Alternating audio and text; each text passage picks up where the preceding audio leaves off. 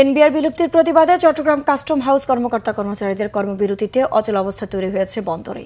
এমনিতেই কন্টেইনার জটে বন্দরে 4 গুণ মাশুল আরোপ করা হয়েছে।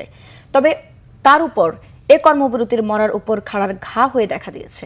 এতে দেশে বিদেশে ভাবমূর্তি ক্ষুণ্ণ হওয়া ছাড়াও দৈনিক লোকসান হচ্ছে 200 কোটি টাকার বেশি রাজস্ব। চট্টগ্রাম থেকে নাসিরউদ্দিন তথ্য ছবিতে ডেস্ক রিপোর্ট।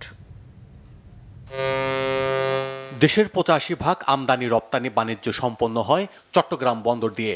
আমদানি পণ্যের নির্ধারিত রাজস্ব আদায় করে এনবিআর এবং রপ্তানি পণ্যের ছাড়পত্র দেয় কাস্টমস হাউস। ফলে কাস্টমস কর্মকর্তা কর্মচারীদের কর্মবিরতিতে ব্যাপক প্রভাব পড়েছে এই বন্দরে।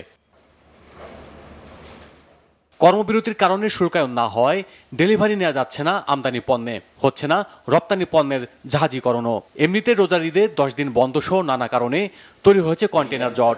সেই দখল কাটিয়ে উঠতে হিমশিম খাচ্ছেন ব্যবসায়ীরা।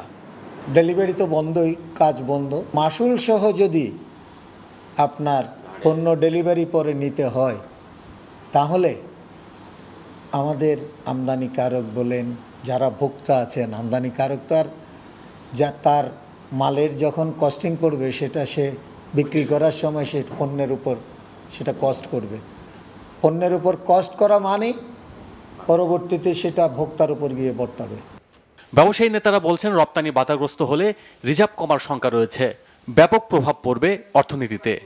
র মেটেরিয়ালস নিতে পারতেছে না বন্দর থেকে, এদিকে কাস্টম একদিকে আপনার কর্মবিরতি করতেছে, ঠিক পোর্ট এই সময়ে আবার 4 টাইমস আমাদের কাছে চার্জ বাড়ায় দিছে। আগে যেটা $48 ছিল পার ডে কন্টেইনার রেন্ট, এটা এখন $192 করে দিচ্ছে পোর্ট গত 1 মাস থেকে। আমাদের সাথে কোনো আলোচনা নেই, কিছু নাই, আমরা জানিও না এখন ব্যবসায়ীরা কোথায় যাবে। দেশের রাজস্ব আয়ের শীর্ষ প্রতিষ্ঠান চট্টগ্রাম কাস্টমস হাউস।